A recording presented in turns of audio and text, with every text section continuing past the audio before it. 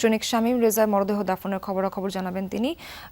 আমরা রুবেলের সঙ্গে কথা বলতে চাই। রুবেল, মরদেহ তো পৌঁছে গেছে, জানাজা ও দাফন কোথায় ও কখন হতে পারে কি জানতে পারলেন?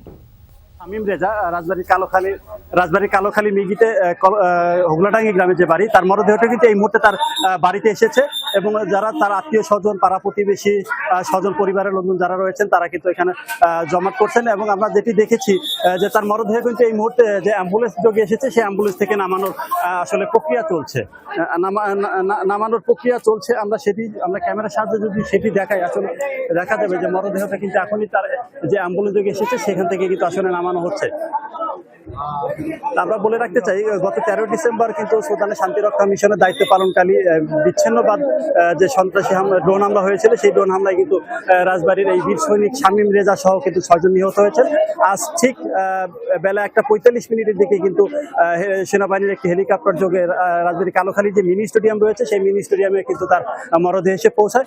সেখান থেকে কিন্তু অ্যাম্বুলেন্স যোগে তার মরদেহটি তার গ্রামের বাড়িতে আসে। এখন আমরা যেটি দেখছি যে তার মরদেহ আসলে অ্যাম্বুলেন্স থেকে নামানোর প্রক্রিয়া চলছে এবং মরদেহ নামানোর পর স্বজনদের জন্য তার শেষবারের জন্য তাকে একবার দেখার জন্য স্বজনদের জন্য রাখা হবে এবং তার কিছুক্ষণ পরে কিন্তু জানাজা নামাজ শেষে তার যথাযথ প্রক্রিয়ায় দাফন সম্পন্ন করা হবে বলে কিন্তু আমাদেরকে জানানো হয়েছে।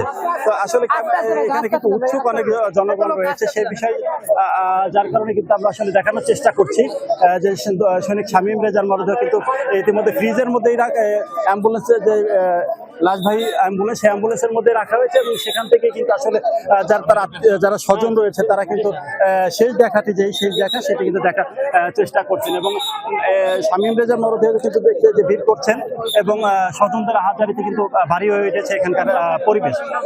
সবশেষ যদি বলতে চাই, আসলে স্বজনদের সেই দেখানোর পরে কিন্তু তার মরদেহ দাফনের আসলে যে প্রক্রিয়া এবং সরকারি যে যথাযথ প্রক্রিয়া অনুসরণ করে কিন্তু তার যে পাশে পারিবারিক কবরস্থান, সেই পারিবারিক কবরস্থানে কিন্তু তার।